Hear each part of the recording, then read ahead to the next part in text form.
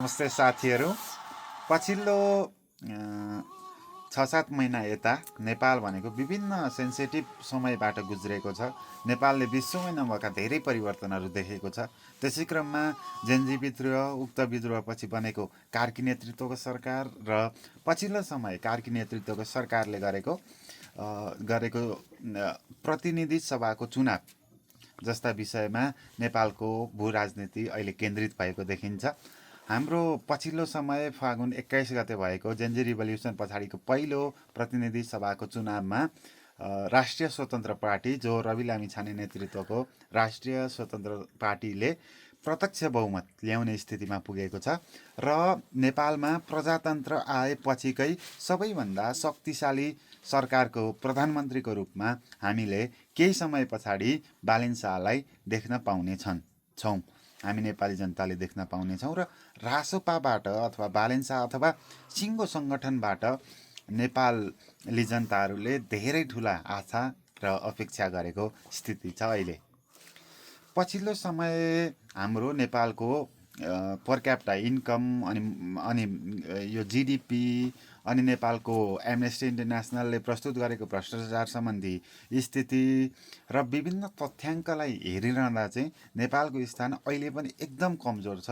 कतिपय सङ्गठनहरूले नेपाललाई ग्रे लिस्टमा पनि राखेका छन् र नेपालमा लगानी बाहिरबाट भित्रिने पनि चान्स एकदमै कम छ। नेपालको पोलिटिक्स स्टेबल नभएका कारणले, नेपालकोमा एउटा स्थायी एउटा दर्बिलो गभर्मेन्ट नभएका कारणले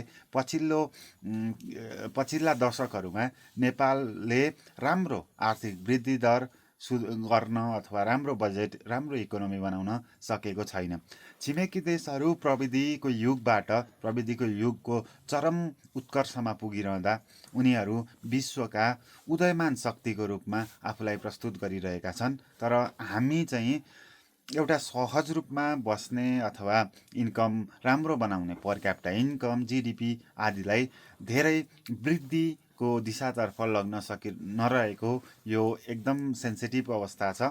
र यति बेला हामी जुन फेजबाट गुज्रेका छौँ, जनताहरूमा एकदमै धेरै अन्योलता, एकदमै धेरै चाहिँ यो डिप्रेस्ड भन्छौँ, नैराश्यता छ। त्यसकारण उक्त नैराश्यतालाई चिर्दै राष्ट्रिय स्वतन्त्र पार्टीलाई नेपाली जनताले एकचोटि विश्वास गरेका छन्। नेपालमा पटक पटक केही राजनीतिक दलहरू बहुमत लिएर, जस्तो नेपाली काङ्ग्रेसकै कुरा गरौँ अथवा नेकपा एमाले अथवा एकचोटि नेपाल कम्युनिस्ट पार्टी भनेर माओवादी र एमाले मिलेर यिनीहरूलाई पनि जनताले बहुमत र सरकार गठन गर्ने स्थितिमा पुर्याएका थिए। तर उनीहरूको आन्तरिक किचलोको कारण 5 वर्षसम्म एउटा गभर्मेन्ट चलेको छैन। विक्रम सन् 2015देखि आज 82 आउँदा पनि 5 वर्ष कुनै पनि सरकारले आफ्नो कार्यकाल पुरा गर्न सकेको छैन। त्यसैले नेपालको राजनीति अनप्रिडिक्टेबल र अनस्टपेबल, एकदमै त्यो कन्टिन्युस चलिरहने एउटा खेल जस्तो बनेको छ। तर पछिल्लो समय राष्ट्रिय स्वतन्त्र पार्टीले पाएको बहुमतका कारण, प्रत्यक्ष बहुमतका कारण थोरै आशा, थोरै अपेक्षा हामी जनतामाझ गर्न सक्छौँ, जनताले गर्न सक्छौँ। र पछिल्लो समय राष्ट्रिय स्वतन्त्र पार्टी नेपालको सरकारको शासनको बागडोर सम्हाल्न लाग्दा हामीमा धेरै इच्छाहरू छन्, हामीमा धेरै अपेक्षा छन् त्यो गभर्मेन्टबाट। हामीले मात्रै त्यो गभर्मेन्टलाई शुभकामना भनेका छौँ, अहिले बधाई दिने अथवा अहिले नाचगान गर्ने स्थिति आएको छैन। नेपालमा पछिल्लो समय हेर्दा नेपालको वैदेशिक ऋण अथवा सार्वजनिक ऋण एक नागरिक बराबर कम्तीमा पनि 1 लाखको हाराहारी पुगेको छ। यो वैदेशिक ऋण हामीले कुनै न कुनै माध्यमबाट तिर्नुपर्छ। जुन देशहरूबाट अथवा जुन देशका ब्याङ्कहरूबाट लिएका छौँ त्यो तिर्नुपर्छ। रासोपाको काँधमा वैदेशिक ऋणलाई चाहिँ तिरेर राम्रो एउटा आयातमुखी नभएर सस्टेनेबल अर्थतन्त्र बनाउन सबैभन्दा ठुलो भूमिका खेल्नुपर्छ रासोपाले। र रासोपाभित्र आन्तरिक किचलो नभई 5 वर्षसम्म जनताले दिएको बहुमतलाई कदर गरी स्टेबल गभर्मेन्ट बनाउनुपर्छ। मैले आज थोरै यो पृष्ठभूमिको कुरा गरेँ। अलिकति उन्नति प्रगति गर्नुपर्छ भनेर रासोपा अगाडि बढ्नुपर्छ, किचलोभन्दा र आन्तरिक विभाजनभन्दा बाहिर जानुपर्छ भन्ने कुरा गरेँ र थप कुरा लिएर अर्को भिडियोमा आउँछु।